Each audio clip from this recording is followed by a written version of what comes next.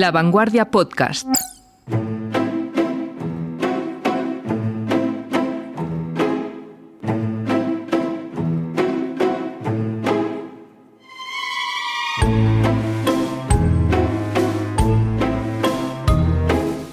Una cucaracha.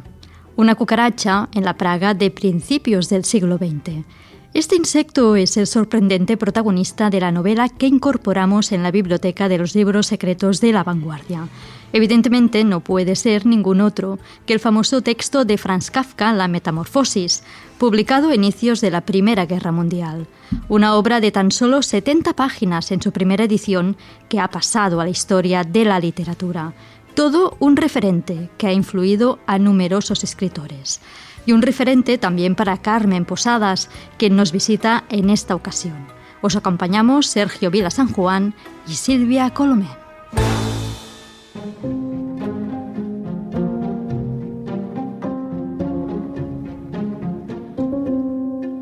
Kafka ha sido uno de los grandes autores de toda la literatura. Para mí es el primero de este siglo, escribió Jorge Luis Borges.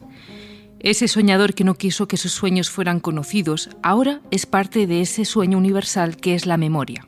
Franz Kafka, escritor checo en lengua alemana nacido en 1883 y fallecido en 1924, es autor de una producción no muy amplia pero tremendamente leída e influyente, con títulos como En la colonia penitenciaria o El proceso, de los que surge el concepto de lo kafkiano, entendido como una situación desconcertante que se consolida en el tiempo y genera inquietud.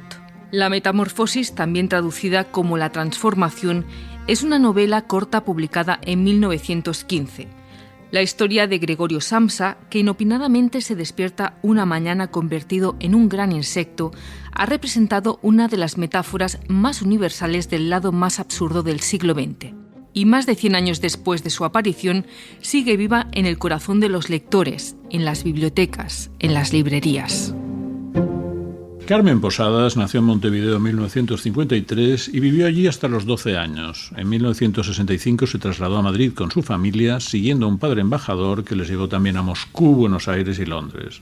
En 1991 publicó su primera novela, una incursión satírica en el mundo del alto poder español, 5 moscas azules. En el año 1998 ganó el Premio Planeta con Pequeñas infamias. Otras obras posteriores, algunas de carácter histórico, son La bella Otero, La hija de Cayetana, La maestra de títeres y La leyenda de la peregrina. Su última publicación, Licencia para espiar, es un recorrido por el papel de las mujeres en el campo del espionaje. Su obra ha sido traducida a más de 30 idiomas y la Universidad Europea de Madrid ha creado la cátedra Carmen Posadas. Carmen, gracias por acompañarnos en el libro secreto y la pregunta obligada es ¿por qué la metamorfosis? Encantada de estar aquí, Sergio, con vosotros, un placer. Y bueno, es que La Metamorfosis de Kafka es un libro que cambió mi vida, así de fácil. O sea, yo tenía una visión de cómo pensaba que eran las cosas hasta que leía Kafka, no sé qué edad tendría, yo calculo que, no sé, 16, 17 años, algo así. Y de repente leyendo me di cuenta, pero qué razón tiene este señor. O sea, el mundo es así de ridículo y así de absurdo, ¿no? ¿Quién te dio ese libro? Creo que me lo compré yo, sí, porque bueno, yo siempre he estado muy teledirigida por mi padre con las lecturas, pero en este caso no. Entonces me lo compré yo un momento dado, sí. Dices que cambió tu vida. ¿En qué aspecto interiorizaste la obra de Kafka? ¿La soledad, esta incomprensión, este rechazo de los demás? No, sobre todo el absurdo. Esa sensación de que todo es muy ridículo, que tú eres el único cuerdo en un mundo de locos, de que las cosas que te dicen o la percepción que tenemos, o sea, yo me imaginaba muy bien esa sensación de despertarme un día convertido en un insecto, que yo siempre pensaba que era una cucaracha, pero bueno, él no especifica qué tipo de ¿En qué insecto tú te identificarías? Yo como detesto las cucarachas, lo peor que me podía pasar esta vida, aparecer transformada en una... Mejor una mariposa, ¿no? O una mosca azul. Mucho mejor una mosca azul. Mariposa tampoco me importa, pero en fin, tienes que pasar por ese proceso de ser un gusano y después una larva y por fin una mariposa. Muy bien, pues antes de proseguir, si te parece, ¿nos puedes leer un fragmento que has seleccionado de esta obra? Bueno, el fragmento que he elegido es el comienzo, que además es uno de los comienzos más famosos, cuando siempre te preguntan arranques famosos de novela. Entonces tú, Madame Bovary, o después la metamorfosis, no sé cómo se dice, En busca del tiempo perdido de Proust. El Quijote, el comienzo de 100 años de soledad y el comienzo de la metamorfosis de Kafka, que empieza así. Cuando Gregorio Samsa se despertó una mañana, después de un sueño intranquilo, se encontró sobre su cama convertido en un monstruoso insecto. Estaba tumbado sobre su espalda dura y en forma de caparazón y, al levantar un poco la cabeza, veía un vientre abombado, parduzco, dividido por dos partes duras en forma de arco, sobre cuya protuberancia apenas podía mantenerse el cobertor, a punto ya de resbalar al suelo. Sus muchas patas, ridículamente pequeñas en comparación con el resto de su tamaño, le vibraban desamparadas ante los ojos. ¿Qué me ha ocurrido?, pensó. No es un sueño. Su habitación, una auténtica habitación humana, si bien algo pequeña, permanecía tranquila entre las cuatro paredes harto conocidas. Por encima de la mesa, sobre la que se encontraba extendido un muestrario de paños desempaquetados, Samsa era viajante de comercio, estaba colgado aquel cuadro que hacía poco había recortado una revista y había colocado en un bonito marco dorado. Representaba una dama ataviada con un sombrero y una boa de piel, quedaba allí sentada muy erguida y levantaba hacia el observador un pesado manguito de piel en el cual había desaparecido su antebrazo. La mirada de Gregorio se dirigió después hacia la ventana y el tiempo lluvioso, se oían caer gotas de lluvia sobre la chapa del alféizar de la ventana, lo ponía muy melancólico. ¿Qué pasaría?, pensó, si durmiese un poco más y olvidase todas las chifladuras. Pero esto era algo absolutamente imposible porque estaba acostumbrado a dormir del lado derecho, pero en su estado actual no podía ponerse de ese lado. Aunque se lanzase con mucha fuerza hacia el lado derecho, una vez y otra vez volvía a balancearse sobre la espalda. Lo intentó 100 veces. Cerraba los ojos para no tener que ver las patas que pataleaban y solo cejaba en su empeño cuando comenzaba a notar en el costado un dolor leve y sordo y antes nunca visto. Qué tremendo. Terrible encontrarse lo que le pasó así, al pobre Gregorio Samsa. Carmen, la visión de Kafka realmente con capítulos como este es una visión oscura y bastante desesperada, pero nos llamó la atención que eligieras este libro porque tu literatura es más humorística, más hedonista, a veces sarcástica, pero es una literatura más de aceptación de la vida, ¿no? ¿Cómo se come una cosa con otra? Bueno, porque yo me reía carcajadas leyendo La metamorfosis de Kafka. O sea, es un libro muy humorístico. O sea, la ves en clave humorística. No te angustió. Bueno, claro, por supuesto que me angustió, pero hay libros que te angustian y al mismo tiempo te hacen reír. Yo creo que eso precisamente es la grandeza de esta novela, ¿no? Como todas las buenas novelas, es muy poliédrica.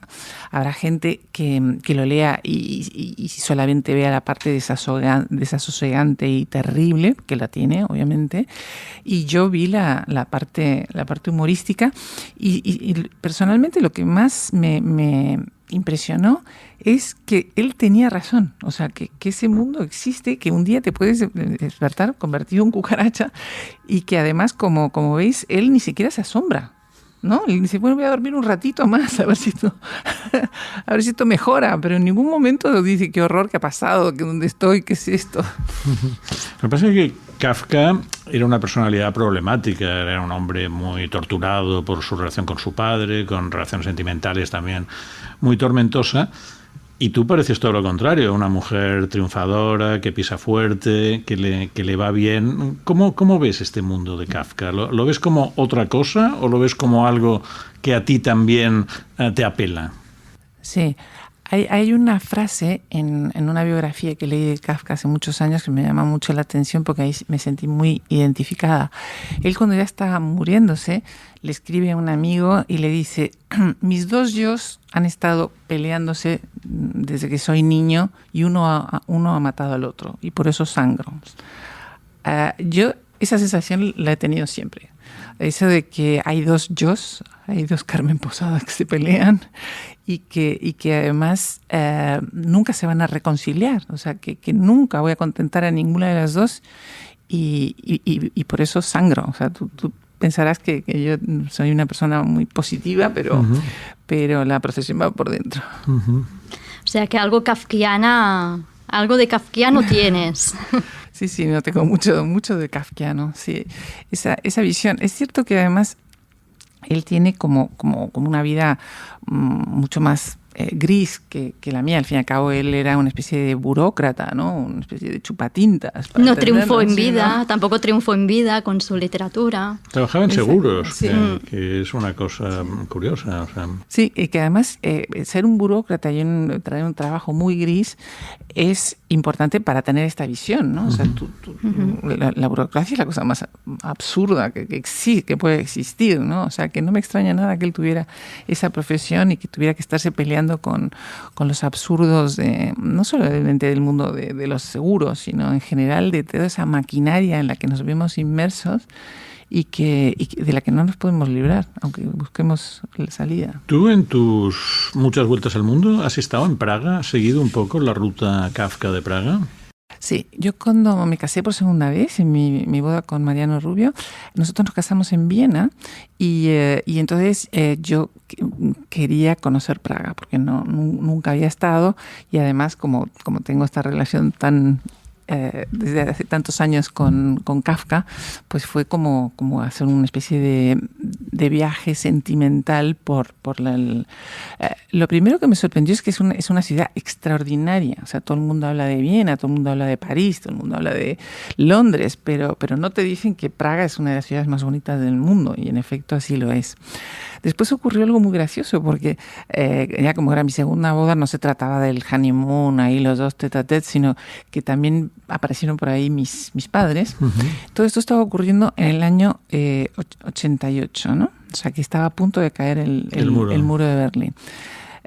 Entonces ya había como mucha efervescencia. Tú te das cuenta que había un latente, estaba el odio a los rusos y como de alguna manera aquello iba a caer.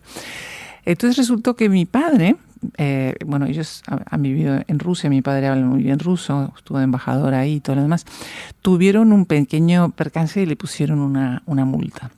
Y papá pensó, dijo, bueno, pues me voy a comunicar con estos señores en ruso. Acabó en la comisaría y por poco lo meten en el truño. Fue contraproducente, ¿no? Bastante contraproducente, sí. Y por eso te digo, todavía faltaba para que cayera el muro de Berlín. No recuerdo en qué mes cae, pero... Fue en octubre, noviembre del 89. Sí, pues faltaba casi un año. Y sin embargo ya había esa sensación de que estaba ocurriendo algo. ¿Y viste a Kafka en Praga? O sea, ¿viste el espíritu de Kafka? ¿Lo viste allí? Claro, porque Praga es una ciudad, por un lado, muy luminosa, muy europea, pero tiene también esas otras connotaciones que obviamente están un poco potenciadas cuando yo lo vi por el mundo soviético, ¿no? Uh-huh. Que claro, Kafka eso no lo vivió, ¿no? Pero sí tiene esa parte más oscura, más triste. También estuve en el barrio judío, que es un barrio muy próspero, es una maravilla, es uno de los varios barrios modernistas más bonitos que existen, y yo me imaginaba todo el tiempo cómo sería, a qué cafés iría Kafka y cómo, dónde se movería. Lamentablemente no tenía muchos datos, o sea que no pude hacer la visita sentimental como a mí me hubiera gustado. Bueno, ahora tienes que regresar también a Praga porque ha cambiado muchísimo. Desde entonces has podido ver el museo de Kafka, que también es delicioso ahí. Pues mira, estuve, lo que pasa es que como siempre voy viajando y no me quedo ni 10 minutos en ningún sitio, sí volví a dar una conferencia al Instituto Cervantes. Uh-huh. Y como tenía muy poco tiempo, no podía ver nada de la ciudad, me daba mucha rabia, digo, por lo menos voy a hacer un poco de compras. Y yo estaba con la idea de comprarme un gorro de estos de piel. Uh-huh. Pues yo me parecía lo más lógico que en Praga hubiera muchos gorros de piel. Pues todo el mundo me decía que no existían los gorros de piel. Digo, pero ¿cómo que no? Si yo he visto, cuando estuve la otra vez, todo el mundo tenía un gorro. No, aquí no se venden gorros de piel de ninguna manera. No. Hasta que me di cuenta de que eso remitía a la época soviética. Claro. Y no, hasta que me enteré de eso, yo porfié muchísimo. Digo, pero si yo los he visto, si pasé por delante y vi un gorro, ¿dónde estaba? Una vez más kafkiana la cosa. Claro. ¿No? Kafkiana, ya no había gorros. Bueno, porque ellos querían borrar absolutamente todo. Claro, y coger su propia identidad. Con la época soviética. Sí. Has novelado vidas de personajes reales como Teresa Cabarrús, a mí me va a salir, o la Bella Otero. ¿Kafka te atreverías con él? Bueno, hay multitud de biografías sobre Kafka, o sea y muy buenas, pero sí me gustaría más profundizar en cómo era, porque muchas veces tenemos una imagen estereotipada, ¿no? Sobre todo de los escritores que queremos mucho, y entonces me gustaría saber si hay otro ángulo más luminoso, más positivo y más optimista de Kafka, que estoy seguro que sí, porque como digo, él tenía un enorme sentido del humor, y la gente que tiene sentido del humor sabe buscarle el lado bueno a la vida. ¿Qué otras obras de Kafka destacarías? ¿Qué otras obras de Kafka te han llegado? Bueno, hay otras que me han angustiado todavía más que la Metamorfosis, como por ejemplo El Proceso. Claro. Entonces ahí sí que no hay prácticamente no hay humor. Es una cosa trágica y terrible, y que de alguna manera, como ocurre con todos los genios, él anticipa cómo sería, yo qué sé, por ejemplo, el fenómeno nazi o el mundo moderno, ¿no? En el que uno está como atrapado en una situación. A mí me recuerda, fíjate, no sé por qué, pero me recuerda mucho El Proceso a 1984 de Orwell, que es un libro que estaba releyendo ahora y que también me tiene bastante perturbada, y que es esa sensación de que eres como parte de un engranaje, una pieza insignificante, a lo mejor eres un tornillo, o eres una tuerca, o eres no sé qué, pero a nadie le importa tu persona, y que eres, pues eres completamente prescindible, esa sensación. Y el proceso es también una reflexión sobre la injusticia de la justicia, que es un tema que para ti también ha sido, digamos, importante. ¿Qué tienes que decir? ¿La justicia es justa? Bueno, te voy a contar una anécdota personal. Yo cuando me casé con Mariano Rubio, de repente hubo una revista que me dedicó como 3 semanas a contar unas trolas impresionantes sobre mí. Una de las que dijo fue que yo había abandonado a mis hijas en un asilo de ancianos. Entonces yo dije, bueno, esto es tan inverosímil que es tan kafkiano que voy a poner una demanda, ¿no? Bueno, kafkianamente puse la demanda y la perdí. Y la perdí porque nadie entró a juzgar el fondo de la cuestión. Si yo había abandonado a mis hijas en un asilo de ancianos, que además, imagínate, aunque yo sea una bruja con escoba, es imposible semejante cosa, ¿verdad? Y que te las acepten en el asilo de ancianos, si son niñas, ¿no? Sí. Pero no entraron a juzgar eso, no, simplemente a saber si yo era un personaje público y no era un personaje público. Como era un personaje público, no tenía derecho a la intimidad y al honor. ¿Es kafkiano o no es kafkiano? ¿Es justo o no es justo? No es justo. Sí, y kafkiano, ¿verdad? Y kafkiano totalmente. Sí. Una parte de tu obra también es una reflexión sobre las apariencias sociales, ¿no? Nos enseña la metamorfosis también, que las apariencias engañan, supongo. Bueno, sí, yo creo que es el gran tema, ¿no? O sea, hay estudios sobre la metamorfosis que muchos sugieren que todo era una invención, un delirio, y que él estaba trastornado y que nunca se convirtió en insecto y cosas por el estilo. Yo creo que eso es irrelevante, ¿no? O sea, no importa que se haya convertido o no se haya convertido en insecto, sino lo que importa es la percepción que él tenía, ¿no? Y cómo le afecta esa percepción. Y entonces, en ese sentido, ese juego de apariencias, pues en la vida se cumple inexorablemente. Carmen, hay una autora que no es Kafka, pero yo creo que tiene, digamos, gravita sobre varios de tus libros, que es Agatha Christie. porque en tus novelas no solo hay muchos crímenes, sino que en Invitación a un asesinato hay una investigadora que se llama Ágata, precisamente. ¿Has pasado de Kafka a Agatha Christie deliberadamente en tu trayectoria literaria? Estoy muy contenta porque han hecho una serie de Netflix sobre esta novela. Y yo quería hacerle un homenaje a Agatha Christie porque pienso que es una gran escritora cuyo talento literario ha quedado un poco opacado por su enorme éxito comercial.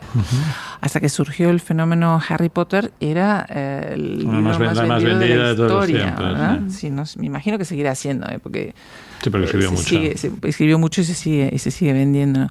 Y entonces quería, como te digo, hacerle un homenaje. Yo pienso que es una de las grandes. Tiene 3 obras en concreto que a mí me parecen obras maestras. Una es La muerte de Roger Ackroyd. Es muy difícil, y ahora voy a hacer spoiler, a lo mejor que se tapen los oídos los que no hayan leído Agatha Christie. Es muy difícil hacer una novela narrada por el asesino, que hasta la última página tú no te das cuenta que el asesino es el narrador, ¿verdad? Esa es una de las grandes. Después, Los 10 negritos, que ahora con la corrección política creo que le han cambiado el nombre. No sé cómo se llama con esta nueva versión. Sí, no me acuerdo, pero evidentemente le cambiaron el nombre. Ya sé cómo se llama. Se llama Y no quedó ninguno. Y no quedó en ninguno, exacto. Porque es el subtítulo de la edición inglesa. Claro, es que además, como toda la novela está basada en una canción de niños, y entonces es... Han cancelado la canción de los niños también. También. Y entonces la última frase de la canción, y al final no quedó ninguno. Sí. Y entonces por lo menos eso lo han salvado. Le han puesto un buen título, ¿no? Porque hubiera sido fatal que lo hubieran llamado 10 rubios o 10 con los ojos azules o algo así. Mejor olvidar los distintivos. No, más que nada porque también de que un X años también quizás lo políticamente correcto haría cambiar. ¿Tú temes que esto ocurra en alguna de tus obras? Temo mucho más que ocurra en la sociedad, que ocurra en mis obras. Sería bastante irrelevante, pero sí me parece que es aterrador esa sensación de que hay que cancelar, esa horrible palabra, ¿no? Hay que cancelar a Otelo porque era un maltratador. Que con este sistema te vas a cargar a todas las grandes obras de la literatura. De literatura mundial, porque te digo, Otelo era un maltratador y un asesino. Macbeth era un asesino y un machista. Madame Bovary una frívola y una estúpida. O sea, que todos los grandes personajes de la literatura son seres bastante reprobables. Y no digamos el protagonista de Lolita, ¿verdad? Bueno, evidentemente. Suerte que los escarabajos de momento se salvan. Sí, por suerte. Me parece que no han encontrado nada reprobable en una cucaracha de momento. Aunque el animalismo aún puede dar alguna sorpresa. Tú, Carmen, acabas de publicar un libro sobre el espionaje femenino, donde aparecen desde la Malinche, la compañía de Hernán Cortés, hasta una de las amigas íntimas de Truman Capote, y acuñas un nombre nuevo, un término nuevo, que es el sexpionaje. Cuéntanos qué es el sexpionaje. Me encantaría haberlo acuñado, ¿Sí? Pero no existe. Existía ya. Sí, existe ya. Me encantaría haberlo acuñado, pues es un término muy interesante. Es interesante. Bueno, el sexpionaje es, como su propio nombre indica, utilizar el sexo para espiar. Y el máximo exponente del sexpionaje es James Bond. Salta claro. de cama en cama al servicio de su graciosa majestad. Claro que cuando lo hace un hombre tiene un nombre, y cuando lo hace una mujer se sacrifica. Bond se sacrifica. Sí. Pero ha existido siempre, y además ha sido muy útil a lo largo de la historia. Yo en la novela cuento, por ejemplo, va en orden cronológico, ¿no? Entonces empiezo en la Biblia y luego me voy a las comedoras de venenos, que son unas doncellas a las que desde niñas les hacían comer venenos para que quedaran inmunizadas, y después las utilizaban como bombas venenosas ambulantes, o sea, que podían matar a cualquiera. Se dice que con un beso o con algún otro intercambio de fluidos. Es una bella muerte, ¿no? Entonces, sí. Y ese es uno de los muchos ejemplos de sexpionaje que hay. Pero si queréis os cuento una anécdota de cuando lo vi yo en acción. Cuéntalo. En Rusia. Sí. Bueno, estamos en el año 72.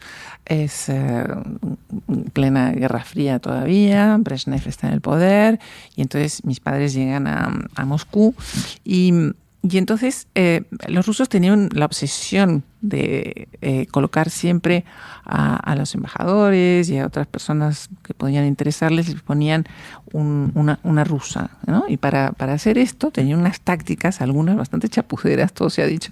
Les voy a contar cómo intentaron espantar a mi madre para que se fuera. Hay que decir que ahí se rompían muchos matrimonios, porque vivir en la Unión Soviética en aquella época no era nada fácil, era un sitio lúgubre, gris, aburridísimo, que ir, por ejemplo, al dentista, que es una cosa muy normal, te jugabas la dentadura directamente y cosas así. O sea que había muchas mujeres que se largaban y dejaban a sus maridos solos. Y con mi madre intentaron la siguiente táctica. Primero nos contaron que la casa estaba embrujada, porque el anterior dueño, que era un riquísimo mercader moscovita, había matado a su mujer, la había descuartizado y la había quemado en la chimenea, y que entonces ahora se manifestaba de vez en cuando por las noches esta alma en pena. Entonces un día que mamá estaba sola, papá estaba de viaje, de repente empieza a oír unas voces lastimeras que dicen: no, Sasha, no lo hagas, perdóname, Sasha, no. Mi madre aterrada, ya a punto de largarse, ya te digo que estaba bastante harta de Moscú, a punto de largarse, hasta que repara en que el fantasma habla en español. Y dice: esto no es verosímil, ¿verdad? Sabía de lenguas. Sí. Pero bueno, la táctica con mi madre no funcionó, pero sí funcionó con otros muchos diplomáticos. Y poco tiempo después, estos maridos abandonados que estaban tan tristes, los veías por los salones con una Irina, con una Natasha, que siempre se supone que era bailarina del Bolshoi, pero que tenía también otras artes, como el sexpionaje, por ejemplo. Sexpionaje de la Guerra Fría. Bueno, tu vida está llena de material de infinitas novelas, ¿no? Para acabar, Kafka escribió una vez: la literatura es siempre una expedición a la verdad. ¿Compartes esta frase? Sí, pero por los caminos más sinuosos que puede haber. O sea, la literatura nunca puede ir a la verdad directamente, porque sería demasiado obvio y demasiado ramplón, sino que, como decía Vargas Llosa, es la verdad de las mentiras, ¿no? Tú, a través de una mentira, puedes retratar mejor una verdad que directamente en una crónica o en algo que se supone que es estrictamente cierto. ¿Hay alguna otra experiencia kafkiana con la que cerramos este podcast y que puedas compartir con nosotros? Bueno, van surgiendo en la conversación, pero ahora mismo no se me ocurre. No, pero sí he vivido unas cuantas, la verdad. No, nos has explicado unas cuantas también. Nos has explicado unas cuantas. Muchas gracias, Carmen Posadas. Felicidades por tu nuevo libro. Y eso, gracias por estar aquí y compartir tu libro secreto, nada menos que La Metamorfosis, con nosotros. Muchas gracias a vosotros. Un placer. Gracias.